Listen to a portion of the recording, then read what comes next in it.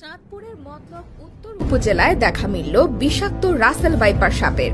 এই নিয়ে উপজেলায় 2 সপ্তাহের মধ্যে দ্বিতীয়বারের মতো ভয়ঙ্কর এই সাপটির সন্ধান মিলল। সাপটির আতঙ্কে কৃষকরা এখন নির্ঘুম রাত পার করছেন। প্রাণ যাওয়ার ভয়ে অনেকে এরই মাঝে কাজ করা বন্ধ করে দিয়েছেন। ফলে সেখানে বর্তমানে থমথমে পরিস্থিতি বিরাজ করছে। গত 28 মে সকালে ওই ইউনিয়নের নয়ানগর বটতলা এলাকা থেকে সাপটিকে ধরা হয়। এর আগে গত 16 মে একই ইউনিয়নের বোটচর এলাকা থেকে একই প্রজাতির আরেকটি সাপ উদ্ধার করা হয়েছিল। স্থানীয়রা জানান, বেশ কয়েকদিন ধরে উপজেলার মেঘনা নদীর পশ্চিম চরাঞ্চল বোটচরে সাপের উপদ্রব দেখা দিয়েছে। এরই মাঝে পূর্ব পাড়ে দেখা মিলল রাসেল ভাইপার সাপের। প্রত্যক্ষদর্শীরা জানান, ঘটনার দিন দুপুরে এখলাসপুর নয়ানগর বটতলা এলাকায় মেঘনা নদীর পাড়ে কৃষকরা রাসেল ভাইপার সাপটিকে দেখতে পান।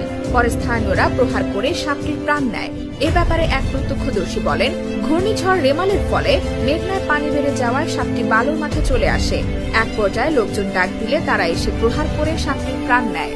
এ বিষয়ে এখলাসপুর ইউনিয়ন পরিষদের চেয়ারম্যান সংবাদ মাধ্যমকে বলেন, আমি খবরটি পেয়েছি।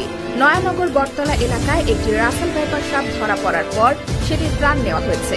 কয়েকদিন ধরে আমাদের ইউনিয়নের বিভিন্ন জায়গায় সাপ ধরা পড়ছে। আমরা এ বিষয়ে সাধারণ মানুষকে সচেতন করছি। প্রসঙ্গত, রাসেল ভাইপারের বাংলা নাম চন্দ্রগোড়া বা উলুগোড়া। বাংলাদেশে অল্প যে কয়েকটি সাপ অত্যন্ত বিষধর, তার মধ্যে এটি একটি। রাসেল ভাইপার সাপের বৈজ্ঞানিক নাম ডাবোইয়া রাসেলি, যা ভাইপারিডি গোত্রের একটি ভয়ঙ্কর বিষাক্ত সাপ। বিশেষ করে ভারতীয় উপমহাদেশে এই সাপটি বেশি দেখা যায় এবং এটি ভারতের সবচেয়ে বড় 4টি সাপের মধ্যে একটি। অন্যান্য সাপ মানুষ দেখে দূরে সরে থাকলেও রাসেল ভাইপার সাপ উল্টো অতর্কিতে এসে মানুষকে আক্রমণ করে। সাধারণত দিনের বেলা এ সাপ বেশি সক্রিয় আচরণ করে।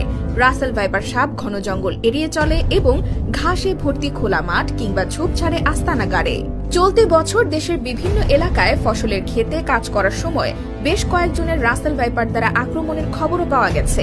এসব এলাকায় রাসেল ভাইপারের আতঙ্ক এমনভাবে ছড়িয়ে পড়েছে যে ক্ষেতের পরিচর্যার জন্য শ্রমিকও পাওয়া যাচ্ছে না। এমনকি ফসল কাটতে খেতে যেতেও ভয় পাচ্ছেন কৃষকরা। তবে অনেকেই এই সাপটিকে অজগর ভেবে ভুলও করেন। ফলে তার পক্ষে সঠিক চিকিৎসা পাওয়া সম্ভব হয় না। তাই জীবন বাঁচাতে সর্বপ্রথম এই সাপটিকে ভালো মতো চিনতে হবে। বাংলাদেশ বন বিভাগের বন্যপ্রাণী ও জীববৈচিত্র্য সংরক্ষণ কর্মকর্তা এবং তরুণ বন্যপ্রাণী গবেষক জোহরা মিলা জানান, সাপটি দেখতে মোটাসোটা, তবে লেজ সরু হয়ে থাকে। মাথা ত্রিভুজাকার এবং ভি আকৃতির সাদা রেখা আছে।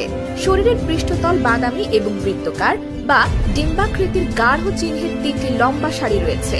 সাপটির গায়ে ছোপ ছোপ গোলাকার কালো দাগ থাকে। জোহরা মিলা বলেন, সাপটি লম্বায় 3 থেকে 5 ফুট পর্যন্ত হয়। মাথার তুলনায় ঘাড় বেশ সরু। এর গায়ের রং হালকা হলদে বাদামি, ফলে শুকনো ঘাস পাতার মধ্যে নিজেকে সহজেই লুকিয়ে রাখতে পারে। সাধারণত মে জুলাই মাস এর প্রজননকাল। স্ত্রী সাপ ডিম দেওয়ার পরিবর্তে সাধারণত 5 থেকে 50টি বাচ্চা প্রসব করে। তিনি আরো বলেন, সাপটি আতঙ্কিত হলে বা হুমকি অনুভব করলে জিহ্বা বের করে প্রচন্ড হিস হিস শব্দ করে। সাপটি সম্পর্কে যার ধারণা নেই তিনি এটিকে অজগর ভেবেই ভুল করবেন। এই প্রজাতিটি প্রাথমিকভাবে নিশাচর হিসেবে সক্রিয়, অর্থাৎ সাপটি সাধারণত শিকার কিংবা খাদ্যের সন্ধানে রাতে বিচরণ করে।